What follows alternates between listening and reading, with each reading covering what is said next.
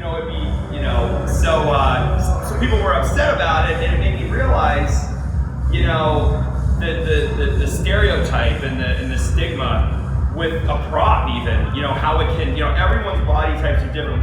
We understand that, we've said that, we agree with that, and accepting who you are for how you're built is important, but what is also important is understanding the true potential that you have to get to the place that God has intended for you to live. So it's about being the healthiest you can be at the body type, the body style, the body shape that you have. You may have an athletic build, you may have a thin build, you may be a hard gainer, maybe somebody who can't gain weight, maybe somebody who has a harder time losing weight.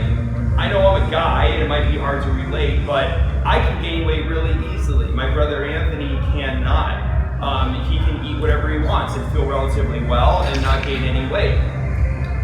Me, hey guys, you guys can go walk through, it's totally fine or whatever you want to do. I always used to get ragged by my friends because I had like smaller than normal calves, okay? And I have big knees, big ankles. It makes your calves look smaller. So like my calf dimension is the same as the dude next to me, but he looks great. He's got these little itty bitty knees and these little itty bitty ankles.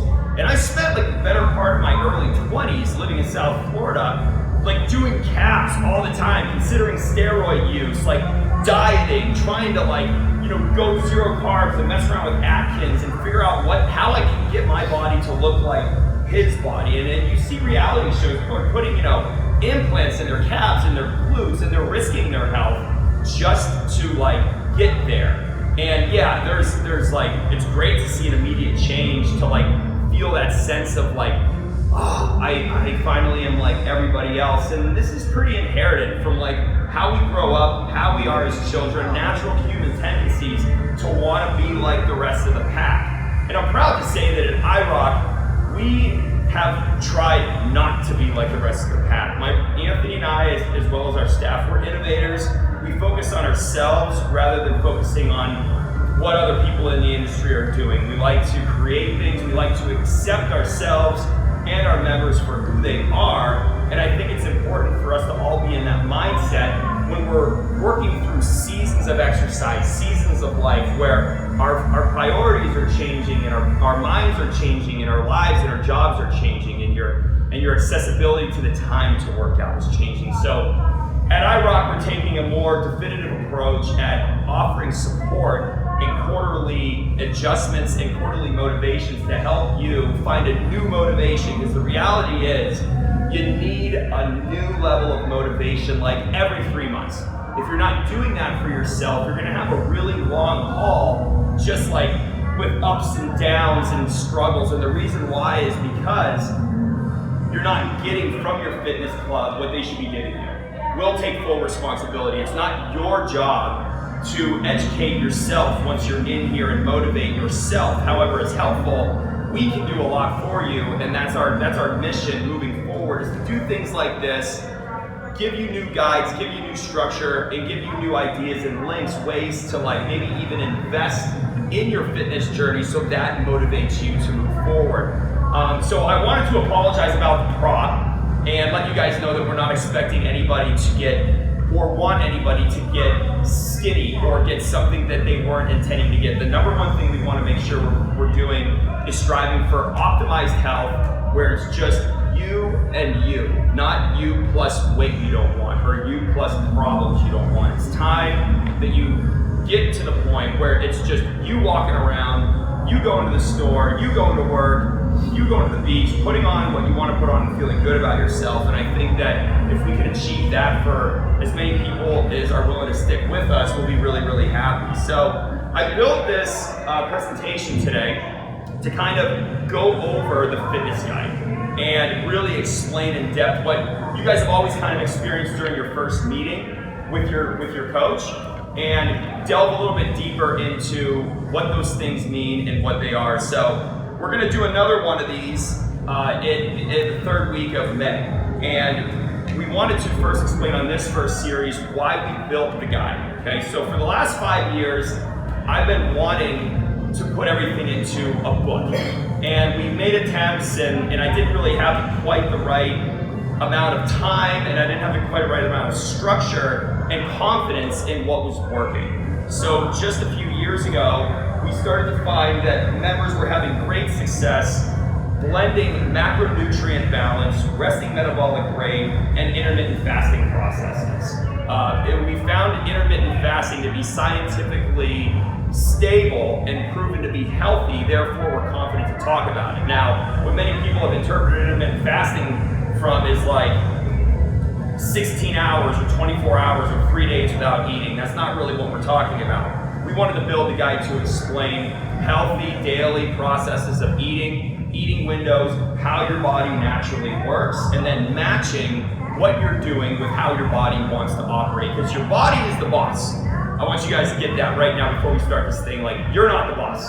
What you think is not the boss.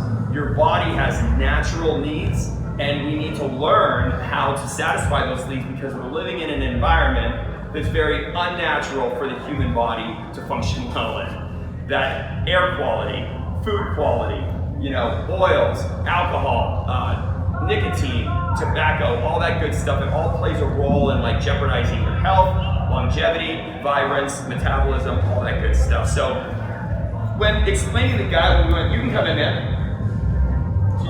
You talk with me in? I'll talk with you, man. So what we do is we talk about the macronutrient balance, the scheduling, we talk about tracking, and in that, through the first page, we just give that thorough explanation. We talk about the keys to getting results with fitness, and we start talking about exercise regularity. So in the current trends in fitness, we have intermittent fasting, we have macronutrient guidelines, we have exercise science, we have sleep sciences, recovery, and heart rate training. These are all things that kind of blind into the guide. And through those things, we've got like the number one the big topic is the intermittent fasting. So that is the time away from food. So the benefits of detoxification, mental clarity, energy efficiency, body fat use for energy, and sleep and gastrointestinal health. So there's this huge gut-brain connection. This connection between what's happening in your GI and what's happening in your brain, your cellular activity, your adrenal processes, all of that good stuff. It has a lot to do with the microbiome function in your gut. So let's first get into talking about intermittent fasting. All right, so I put this picture of the kid here, like, I don't want to hear it. Everyone's like, first I didn't believe, when I heard intermittent fasting, I was like, oh God, because I'm 40, I've been through so many different trends of fads, like Atkins and all fat, no fat, all carbs, wheat. I was totally screwed by wheat. Like, I'm 40, if anyone else in here is between 35 and 45, we lived through the era where it was wheat. They're like, eat wheat 11 times a day, and if you were on an island and all you had was wheat, and you ate bagels all day, you'd look great. And what happened is like, I'm sorry to say if anyone has a family member who works for Kellogg or anything like that, but like, they have people called lobbyists, and those lobbyists go and they get in with people and they're like, hey, if we don't have to put an asterisk next to our product, and we can put it on a cereal box that it's lowers cholesterol and great for you, and eat as much of it as you want, but we're gonna put a serving size on the back based on a 2,000 calorie diet. Is that cool? And they're like, yeah, how much can you give me? And they're like, yeah, like $1.5 million. They're like, sweet, I want a new beach house on the island, and that will really, really help my life goals, okay? So they go ahead and they do that, and we're like, it's safe, it's, and then we start getting inflammation in our GIs. Has anyone eaten like a lot of grain and like felt like pain in your GI or like discomfort or like dizziness or like foggy brain? That's foggy brain, that's dizziness. Like that's coming from that grain source. And I was so fearful of really like recommending anything, and for years I didn't even recommend supplements from any companies. I just said, hey, apple cider vinegar is cool, vitamin B is cool. But now I kind of have the confidence to get into this. And it really has a lot to do with like eating windows. So if you're, what we encourage our members most typically to do is go 12 to 16 hours, or what's popular is 12 to 16 hours of not eating. I used to think that was like, I have to go 12 hours during the day and not eat. But what it really means is you discontinue eating 2 to 3 hours before bed. And what this does is it allows the microbiomes in your stomach to stop working. And the microbiomes are responsible for really breaking down the food. This first or second phase of digestion, the first phase is through your mouth. This second stage of digestion is really important, and it's important for it to be done by the time you want to rest. Because if your microbiomes, if those enzymes are not at rest with you while you go to sleep, you're not going to get the type of rest that you really want. So I'm not saying you're not going to make a full recovery throughout the evening. I would say that if you are a regular, or if you know someone who's a regular right before bedtime eater, they're gonna burn that candle from both ends. Like over time, they're gonna hit like ebbs and flows of like good energy, not so good energy. Fewer great days than bad days. And we wanna increase the amount of great days we have, and that's why we have that 5-week tracker where you can start to identify how you feel on days that you exercise, how you feel on days that you do things properly. Exercising while fasted is really beneficial. If anyone is planning on taking abs and glutes and you have not had your first meal yet, you're in a really good position to utilize fat as energy. Now, it's healthy to use fat as energy because our bodies naturally are set up to do that. We're naturally set up to eat a ton of apples during apple harvest, but not have apples in the winter.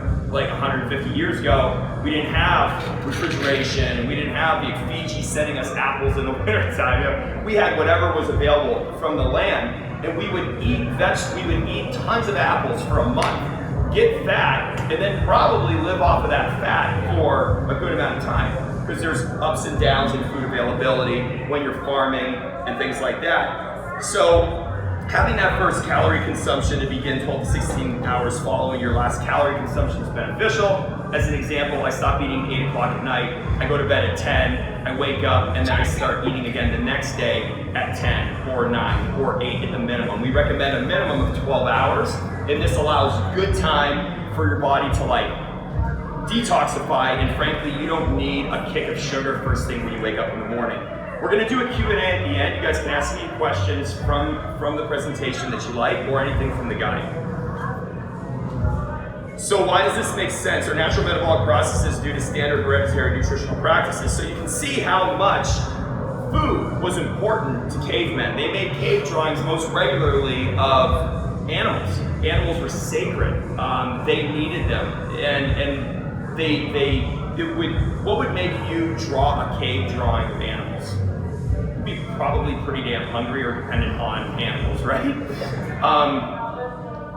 This goes to show you that our bodies are set up to survive. So certain survival mechanisms, like gaining abdomen fat because of starvation, can be true. However, it takes a lot longer than 12 to 16 hours for cortisol levels to be released, which causes visceral body fat storage, which in turn you could use into deep starvation.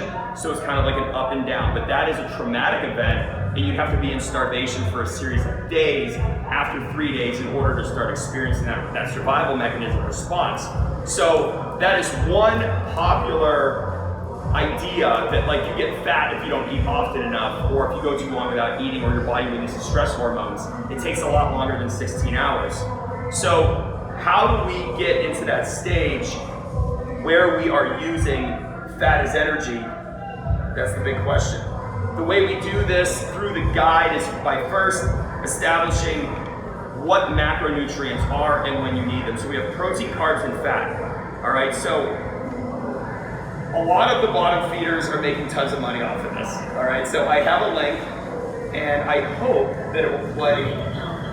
Yeah. Here is a video. Hang on a second. Okay. So last night I'm like, I gotta add a video to this thing. So I was like, I hate Instagram. I hate YouTube, nutrition influencers. I hate them. And I hate how they have like 18 million followers, and I hate their videos, and I hate how long it takes them to get into the information. I hate it. I feel dirty. What they're saying is it's like so simple. My mom, I just hear my mom, because if anyone of you guys know Carol, I grew up in a household, my mom knew all this stuff way back. I called her when I was 22. I'm like, Mom, you're never gonna believe it. I found this new nutrition plan, this is what I'm doing, I feel great. She goes, Matt, I've been telling you to eat that way since you were 8 years old. So it's just gonna show you, like, we don't really listen.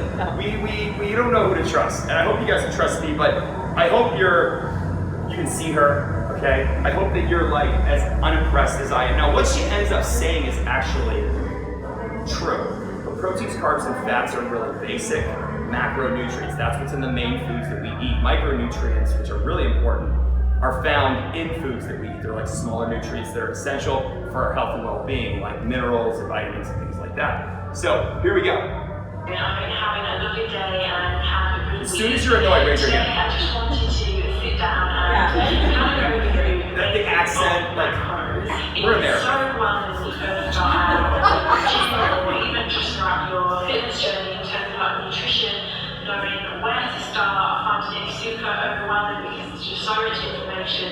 Everyone's got an opinion and everything, and at the end of the day, it is just finding what works for you. It is an approach that's like the candle being in the back, and like I get a warm hug from that lifestyle. It's hard to really have such a free and flexible way of reaching my fitness goals and everything like that. Yeah, I'll just cover as much as I can, go through sort of the basics of it all. Cool. So, you know, what gets me right out of the gate is she says, you know, this is what helps me reach my fitness goals, and that is what kills. That's what really kills, because it's everyone can reach their fitness goals. So this helping you reach your fitness goals, she can educate you about this, but to really get the answers, you need to identify what your standard resting metabolic rate is. Now, all ladies in here, your resting metabolic rate, that's how many calories you burn per day without excessive movement, okay? So everyone's pretty much between 1,200 and 1,600 calories. We all work. I mean, this is your teachers, nurses, you know, you're doing a lot of stuff and you're using a lot of brain power for what you do. The brain sucks a lot of energy in calories. Stress can do that, movement can do that, lifting people, doing things, really, really thinking deep. That all has a lot to do with it. So you don't need to listen to influencers to tell you protein comes in protein is 4 calories per gram. So if you have 10 grams of protein, you're gonna get 40 calories from pure protein. So say it's a lean chicken breast, it's 4 calories per gram. Like that's how it breaks down. The question is knowing how much that you need. How many grams of carbohydrates do you need? You can get carbohydrates from cane sugar, you can get it from sweet potatoes, you can get it from squash. There's a lot of different areas, like are they created equal? And then fats. What fats are good for you? What fats are not so good for you? Are saturated fats good, or should I only eat mono and polyunsaturated fats? Those are some things that we cover in the fitness guide.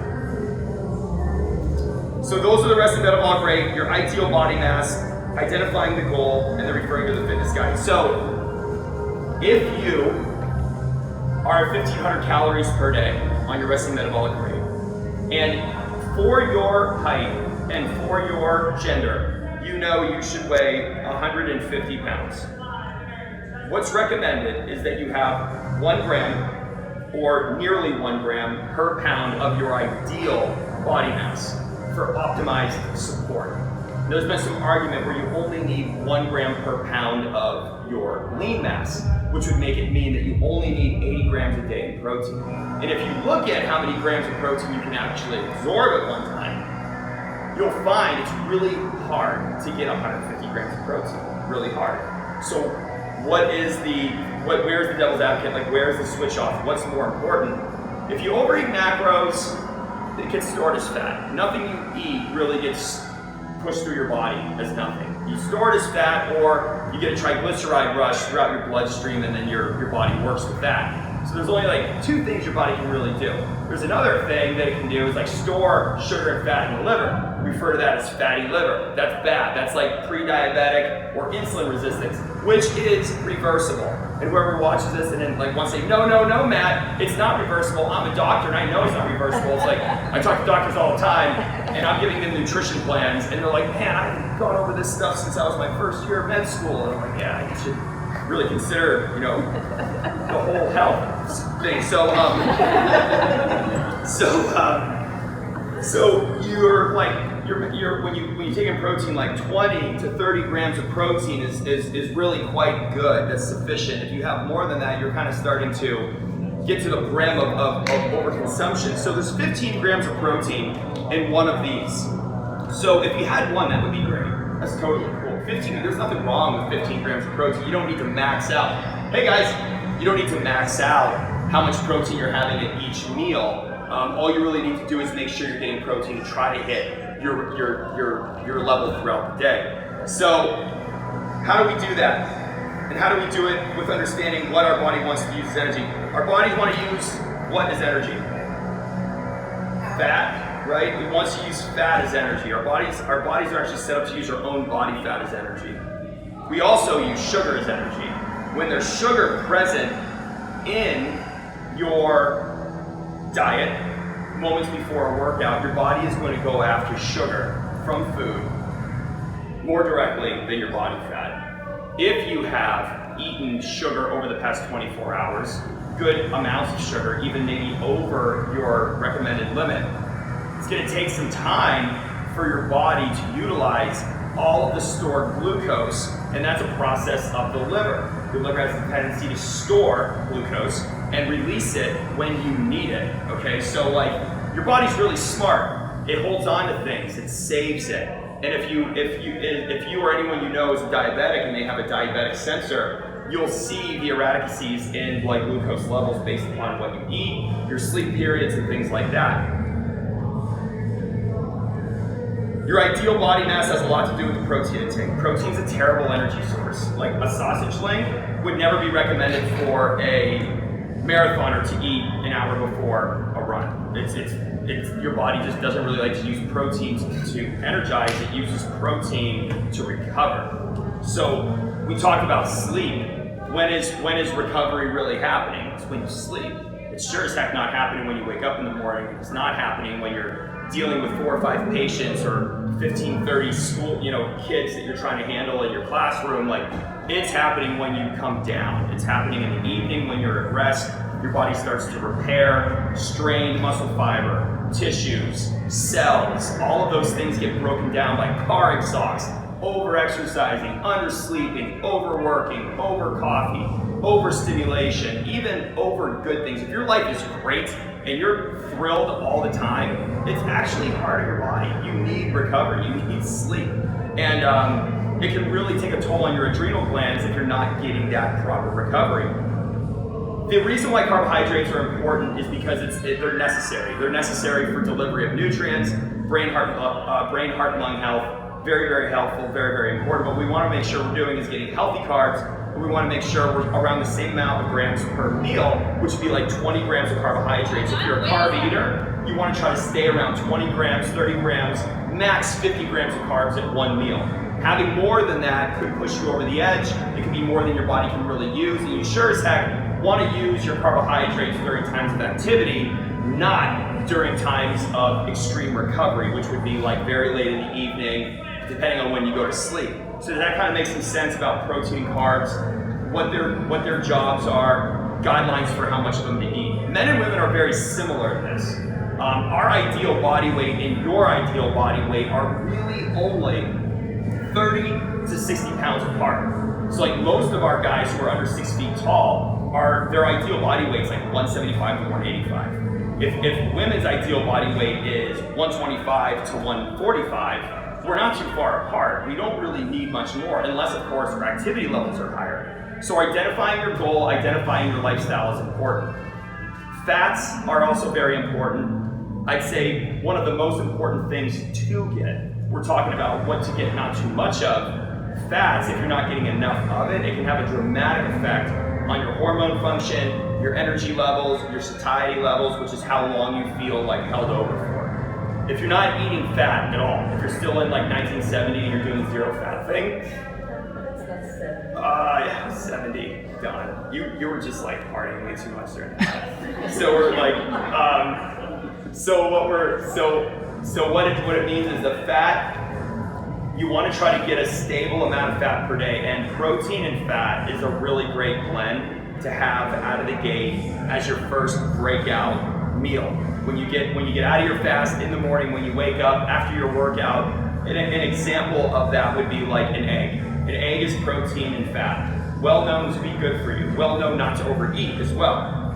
4 to 6 eggs a week is a good balance. If you're eating just 2 or 3 eggs a day, it's a lot of it has some cholesterol, saturated fat. It's not really like your polyunsaturated fat like what you would find in olive oil or avocados and stuff like that. Another example, if you want to get a really, really positively healthy fat and protein, you could do something like an avocado, and there's not really a lot of protein in avocado, so you would do like a small protein shake or something like that as a breakout meal in the morning to help aid you in continuing to use body fat as energy throughout the morning. You can extend your primary body fat use deep into the day, but we want the intention of having carbohydrates. We want to try to meet like 75 grams of carbs a day. 75 to 150 is really, really healthy. And it's not always easy to do that because 50 grams of carbohydrates can jump up on you really, really quick. So those guidelines right there are massively important, and you're going to see yourself end up getting like 3 servings of healthy fat a day. It's probably going to come around your first meal of the day. It's probably going to come around like your lunch period, and then you may end up getting some healthy fats around dinner time because of what we recommend with like putting olive oil in your salads, eating foods like fish that are healthy and have omega-3s and stuff like that. Exercise. So your exercise recommendation, if you look across the board, cardiology, medicine, National Academy of Sports Medicine, they're all going to recommend 150 minutes of exercise per week. So what does that mean for us? You guys are all like wacky iRockers, and you're doing 48 minutes of HIIT exercise like 5 days a week. So we're going over, almost 100% over what's recommended. What would it mean to work out 150 minutes a week? Does anybody have an idea what that would mean for you to work out, to minimize, lower your exercise? When I was on a run and I was listening to this cardiologist, and I heard this for the first time a few years ago. Wow. That is, and I'm an NASM certified coach, and that is in the NASM, but I just like breezed right through that. I was like, wow, I would have to eat substantially less to maintain my weight. And I would probably still look the same, but it would be a lot harder to control my eating. So, God bless America for putting me in business, because if everyone ate perfectly, it'd be like, 1970s again, with like skinny people walking around with like jogger shorts on, no big deal, oh, hey, what's this McDonald's place? That is kind of like what's happening, is like we're like, God, I can't control myself now. Now I gotta burn. Like I gotta burn because and the problem with that process is like when you overconsume food and you over-exercise, it creates something called free radicals. Free radicals like break down your cells, they damage your body. It's almost like callus. You know what I mean? It's like you're just beating up your body because you're overdoing it here and you're overdoing it there, and over time it can cause damage to organs. It can cause increased, health issues that come around that you may be susceptible to hereditarily that you wouldn't have otherwise experienced so early in life if you would have kept your free radicals down. So antioxidants from food have a lot to do with decreasing the amount of those free radicals and helping aid and repair cells. So I won't go too deep into that. I'll show this little video to prove my point, just from a doctor on YouTube. They're all saying the same thing, but we're going to talk about how to make sure your nutrition is right to support your exercise, because what I know you guys like exercising, you take it like a pill like I do. I need it once every 24 hours. And like it helps me feel good, not like that runner's high. You guys are probably very similar. So we need to treat ourselves like athletes. We need to like recharge and recover like performing athletes, because you guys are training like athletes. And we want to make sure that we're fostering good recovery. So here's another little video. You guys might have to see a quick 3-second. This tracking script will increase your Quack, quack. 20%. I literally guarantee That's next. thousands of dollars worth.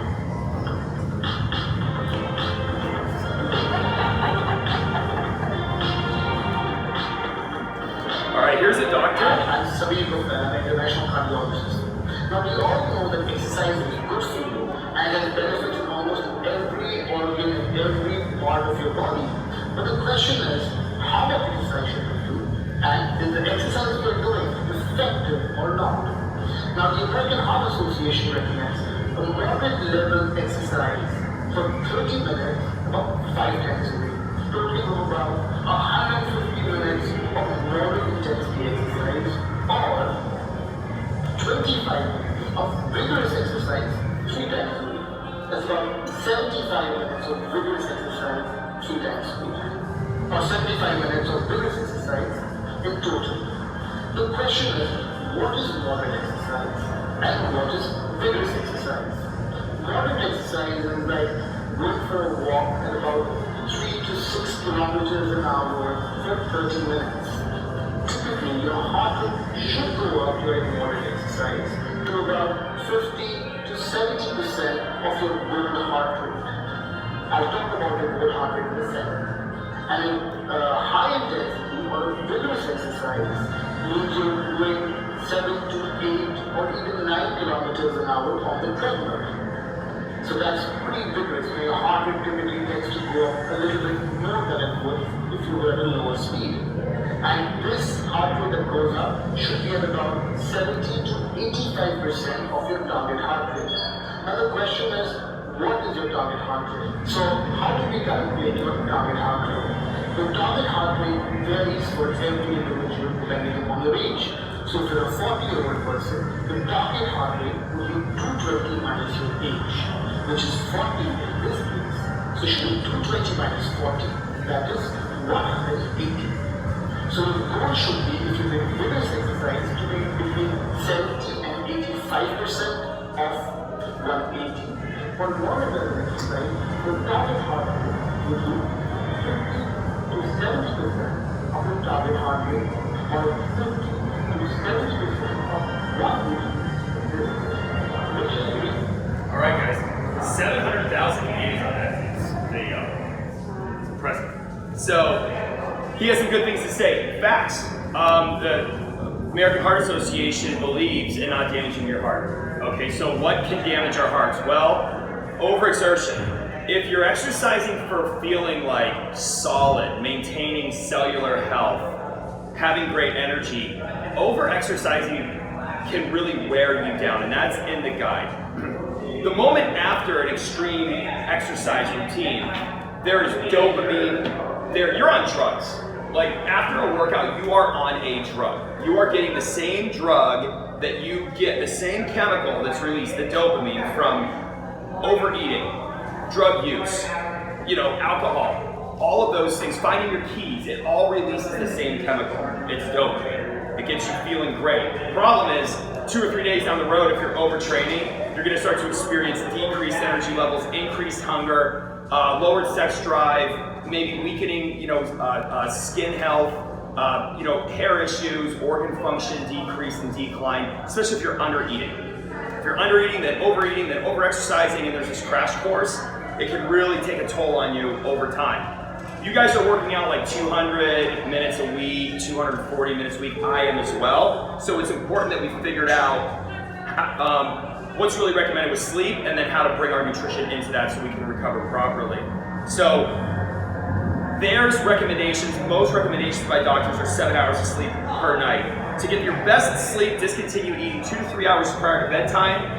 Get the TV out of your bedroom. It's one of the biggest successes I've heard from people who are getting great sleep is they do not have a television in their bedroom. I know that's hard to do. You might have to get on board with your partner for that. But if there's no TV in there, you'll take on to things more like, you'll start doing things like reading, you'll start just like maybe talking or things like that. You might even start going to bed earlier. And then eliminating social media 1 to 2 hours prior to bedtime, reading, plan your next day, and make a list of how you succeeded today. You shouldn't make a list in the evening about things that like you want to do better or all of the trying things you have tomorrow. Like write down a list of things you're going to accomplish tomorrow, 5 things, and then write down what you did really well today. If you have to find a planner for that or do it on your phone or do like a to-do, those are really beneficial ways of like calming your mind before you go to sleep. Get organized with your thoughts and get organized with where your thoughts go. Those are helpful benefits to sleeping. Another thing, there's a lot of those sleep rings out right now. Like you can buy a sleep ring, you charge it during the day, you put it on at night, and it tracks into your phone.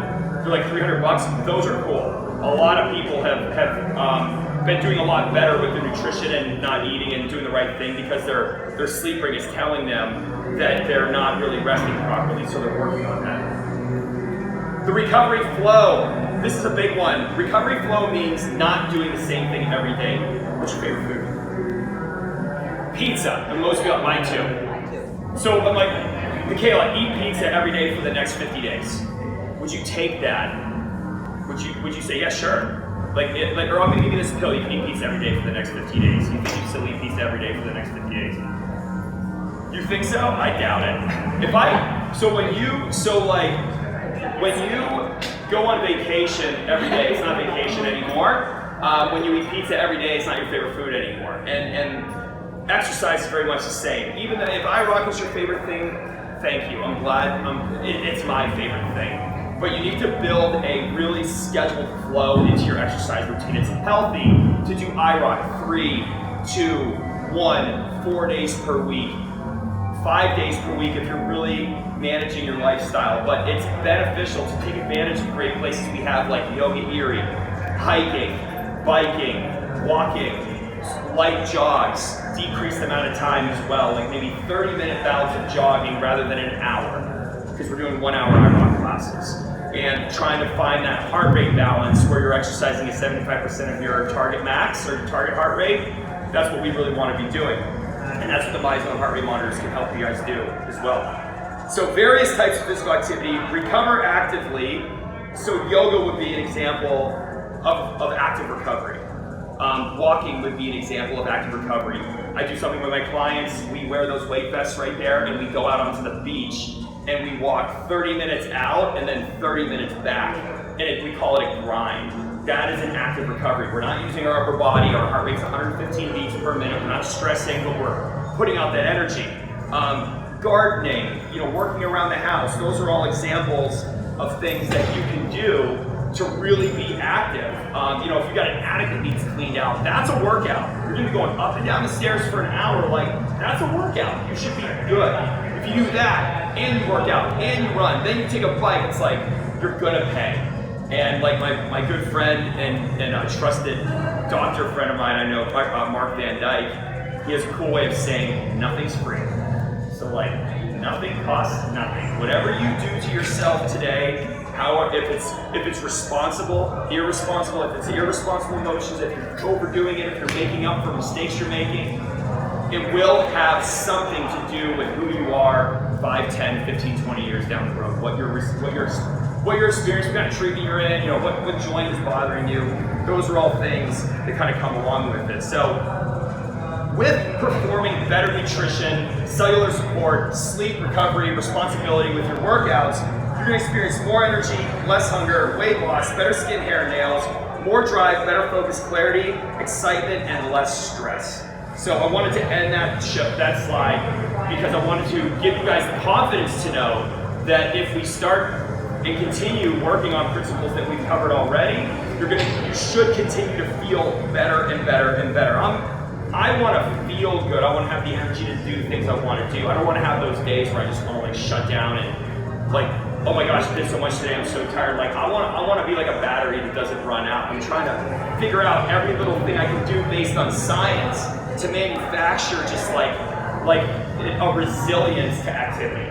I want to be active and not get worn down. I want to have the juice to go with it. So in front, and I'll do this before Trev starts his class, because he's intense and he's loud. I wanted to share some products that I personally use. I've been wanting to do this for a while, and I wanted to share with you guys products that I use on a daily basis that I believe are safe and helpful for everybody I have in front of you my regimen of some foods and supplements. This is a microbiome support supplement. It's called Axis Tribiotic or Pribiotic. If you guys need a link to any of this stuff, see me after.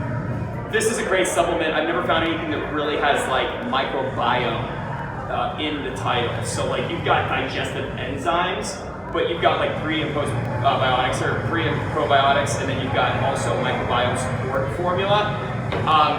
For my lunches, I use Factor. This is like a pre-made meal that I heat up for 2 minutes, and it's keto based, so it has like less than 25 grams of carbs. It's got like right in that wheelhouse of 25 grams of protein. I get my vegetables and I get my healthy oils too. This is Modere Burn. This is a daily collagen support. This is a 3-day cleanse, and then this is a burn pill. And the burn pills actually have like a lot of things in it that have been shown to be beneficial for health, like chromium and all that, things that you find in your multivitamin. But then also it has like some caffeines and things like that in it that won't burn you out. It's not such a high amount of caffeine. It's not like drinking a coffee. It's like 50 milligrams, and it's more from natural green tea. Then this is my creamer. I use a super creamer. It's got 40 calories in it from Wegmans, and it's got a little bit of MCT oil in it. So when I get out of my fast in the morning, after I'm here from 4:45 until 8, and then I get home and I take my daughter to the bus, and that's when I start my second part of my day, and that's when my creamer and my coffee starts, and I really look forward to that. I'll do that with like an egg or two. I also use fish oils.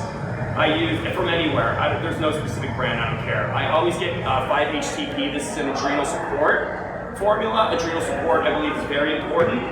And I do also use the digestive enzyme once a day, along with apple cider vinegar. I take all of these in the morning, and this is like a 3 times per day pill. You can use these microbiomes any time of the day. You can use these things like whenever you want. 1 or 2 scoops a day are really beneficial.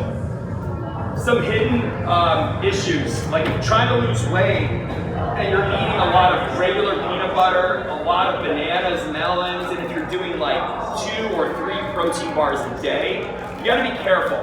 In this protein bar, there's 22 grams of carbs. It's not bad to have a protein bar, but just know if you're getting your 75 grams of carbs a day from protein supplements, you might want to consider going more natural with your protein, and then getting your carbohydrates from real, wholesome, natural sources, like things you want to eat, like sweet potatoes and even baby carrots, baby tomatoes. These things all have carbohydrates. Rice, those are all natural foods that are really, really good for you. So whenever you do a supplement, you're kind of like also supplementing other macros that aren't really like, the sugar that's in this might be, what do we got here? Unsweetened chocolate. So it's a regular chocolate. There's carbs and peanuts, so there's a lot of peanuts in here. So like, just beware of those types of foods. In one banana, there's like 30 grams of carbs. So you could have a darker, deeper colored fruit and get way more antioxidants, and it's way less glycemic. Because of the fiber, it takes longer for that food to break down and raise your glucose levels. And then we have peanut butter. There are so many different levels of peanut butter, but a standard regular peanut butter is like kid stuff. Like you can't really get into this. You guys should be doing a natural peanut butter. It's literally blended peanuts, and you want to try not to overdo your serving size, which is like 2 to 3 tablespoons. So those are some big ones. Last night I had 2 of these chopped up peppers with hummus. That's kind of like what I do for snacks. And I drink a ton of carbonated water at night because it kind of keeps up my oral fixation, so I want to snack, while doing stuff. And then I do a ton of baby tomatoes and a ton of baby carrots. This is kind of what you guys should have going on in your pantry. If you have stuff in there right now that's tempting you, get it out, especially if you don't have kids at home. There's no excuses. So if you don't have kids at home, stop buying stuff that's just tempting you anyway. And don't buy boxes of protein bars, because you're going to eat like 2 or 3 of them like every single day because it's easy. So guys, that's it. I wanted to try to keep it short, and that was 40 minutes. Thanks for sitting through my spiel. Really quick, does anybody have any questions? Things that have been burning on your mind that you want to ask? So you don't recommend having coffee with creamer until your fasting's done? You gotta be careful. There's one method. It's called Autophagy. And what autophagy is actually like the utilization of like bad cells or inflammation for energy.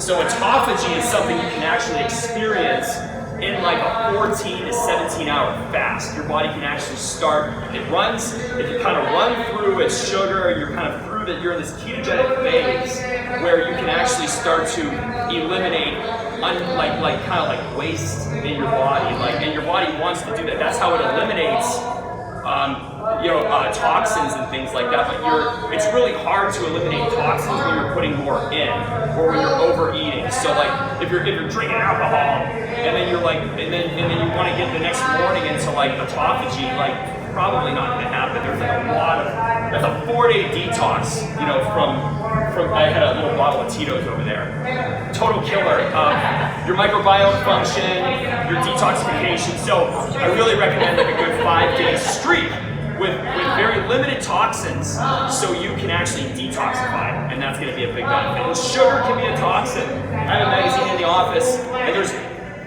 aisles of doctor reviews talking about how these doctors and they are convinced that like sugar at the levels that we're ingesting it at, which is more like refined sugar over 15 grams a day, which is like nothing. That's like a little square of a Hershey's bar, is like toxic. Like is to our bodies. It's crazy. So I would do the creamer. If you will still achieve good body fat reduction with like a sugar-free creamer, like not with artificial sweeteners, but something that's like very like a fat base, you can be okay. You can do that. But if you're really going for that detoxification, I would encourage you to try to go do the creamer with your coffee once you're really out of that 12-hour period. Maybe like you can do that between 12 and 14 hours and then start eating at 14 or something like that. Anybody else have anything? Late night meals, you can stop hours before sleep. So if we eat a healthy dinner, what I start to do is stop eating and start feeling hungry. And then I feel like I can't fall asleep because I'm a bit hungry. And after eating, you're still awake, you feel hungry. Drinking water. Yeah, definitely like know thyself, especially if your sugar's in check, if you know that you're doing the right things like nutritionally with your sugar intake, and you're not hitting an erraticity of like blood glucose drop to make you feel hungry. You could be the kind of person, you may need to have something like a fat and protein or a protein shake. I just wouldn't recommend more carbohydrates towards the dinner time, but you might need more support. I mean, you're in really good shape and you work out really hard. You may need to do a 1 hour prior to bedtime healthy protein shake and almond milk in order for your body to help your body recover at night and also help you not to feel so hungry. But that's okay. It's not like you're breaking any rules. Yeah, it's just, I mean, it depends on your goals too. But you don't want to really be digesting meat and like beans and stuff in your first 4 hours of sleep. What else? Good? If on the way out, if you guys have any more questions, let me know. But guys, keep going on this thing. You can keep that fitness guide with you if you need another one. And get into class, let us know if you need support. So you guys can take a look at the table. If you want links to any of the products, I can do it for you right back here from the phone. Thanks, Matt. Thanks, Ian.